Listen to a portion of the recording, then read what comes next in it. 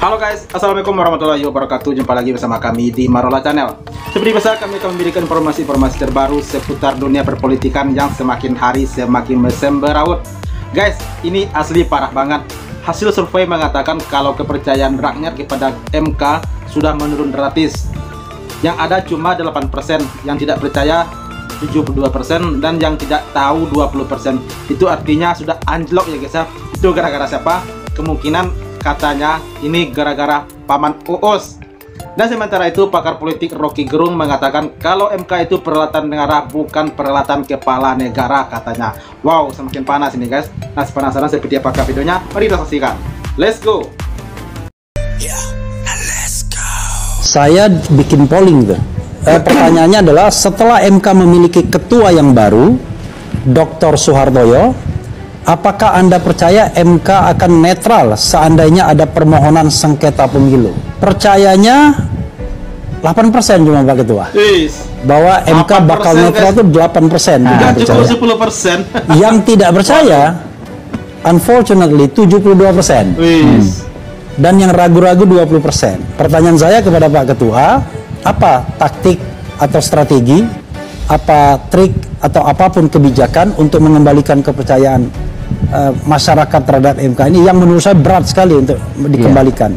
Silakan Bapak. Saya akan buktikan bahwa bagaimana 8% itu kemudian bisa saya buktikan bahwa argumen itu atau data itu kemudian menjadi tidak benar ketika nanti MK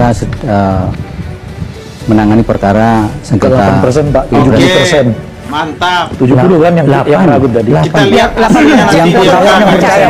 Iya, makanya 8%. Makanya mungkin mereka punya pandangan, berarti kan persoalannya bukan figur sayanya, atau kalau figur sayanya berarti pikiran saya bahwa ini harusnya lebih ya Pak. Mereka punya figur lain di MK itu yang sebenarnya bisa lebih baik dari saya, mungkin bisa tidak 8%. Asumsinya jadi sebenarnya polling itu juga merupakan efek dari kasus kemarin yang berdampak pada MK secara keseluruhan. Jadi siapapun hakimnya tetap akan ada keraguan. Jangan sedih, gitu. Menurut saya siapapun yang diletakkan sebagai ketua namanya saat ini memang bukan Mahkamah Konstitusi. Oleh karena itu telah terang benderang pemohon yang memilih memasukkan permohonan dugaan pelanggaran administratif pemilu TSM kepada Mahkamah Konstitusi daripada kepada Bawaslu, padahal masih ada waktu itu 14 hari, adalah benar-benar salah alamat dan patutlah untuk ditolak atau setidak-tidaknya dinyatakan tidak dapat diterima. Bahwa dalil pemohon yang menyebut instrumen penegakan hukum yang saat ini tidak efektif dengan turunannya menuduh termohon tidak independen atau berpihak kepada salah satu pasangan calon dalam melaksanakan Pilpres 2024, juga tuduhan terhadap DKPP yang melindungi termohon dengan tidak mengindahkan putusannya dan Bawaslu yang tidak efektif dalam menyelesaikan pelanggaran adalah dalil yang emosional, tendensius, dan cenderung tidak rasional. Bahwa terhadap dalil pemohon yang menyatakan langkah DKPP untuk melindungi Hasyim Asyari, kami menghitung yang mulia, nama Hasyim Asyari disebut sekitar 33 kali yang mulia. Luar biasa sekali. Selaku Ketua KPU, menurut termohon hal itu tidak benar. Faktanya, jika diperbandingkan dengan KPU periode sebelumnya, pelanggaran terhadap Ketua KPU lebih banyak pada periode yang lalu. Berikut rekapitulasi sanksi putusan DKPP antara KPU periode 2022 sampai 2027 dengan KPU periode 2017 sampai 2022. Arif Budiman, jumlah pengaduan 45, rehabilitasinya dan nanti dibaca sendiri, mohon maaf para pihak. Intinya adalah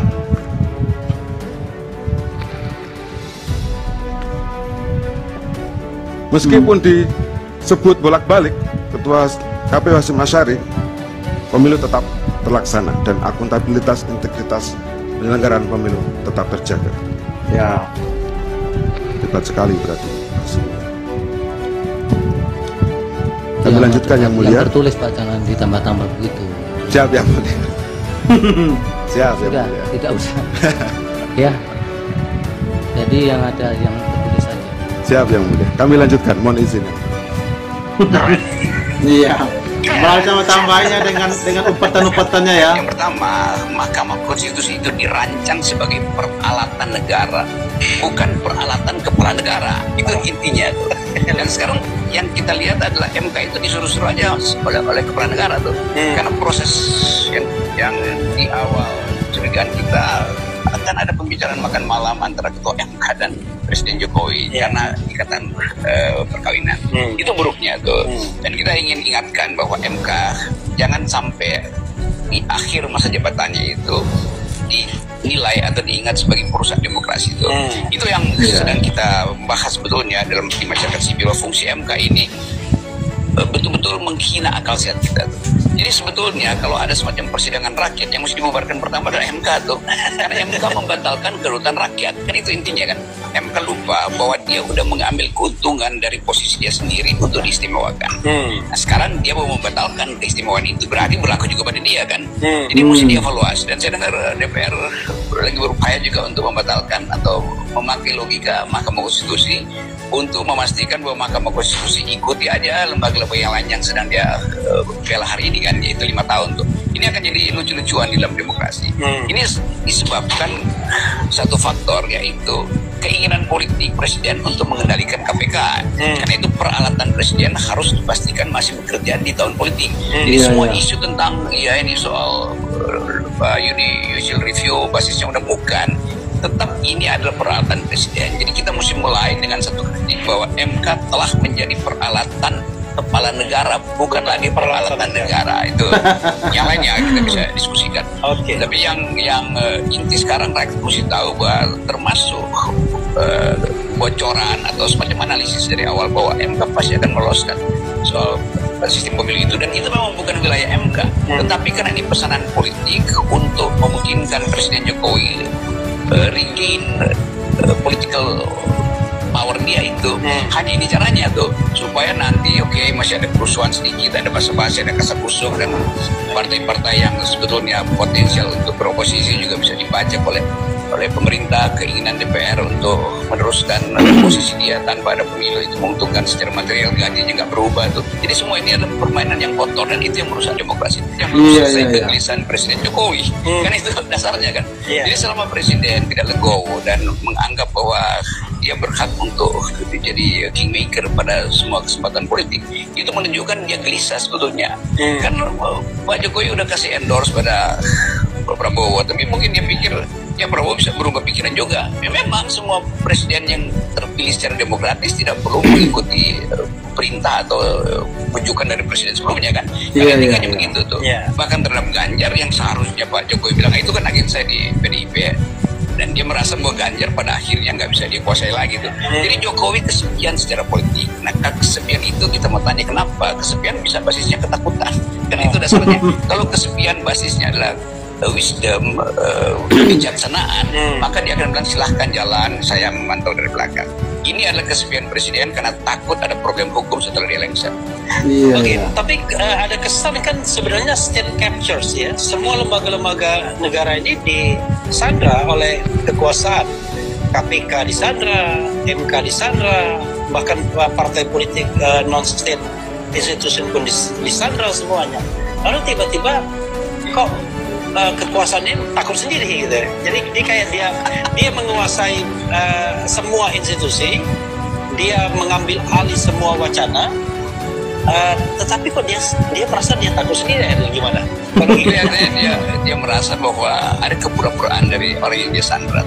Jadi sebetulnya menyandra itu kan harus ada bukti bahwa kekuasaan penyandra itu ada di atas kekuasaan yang tersandra. Nah, sekarang itu sama seperti sindrom Stockholm itu. Yang menyandra sebetulnya setuju dengan yang disandra.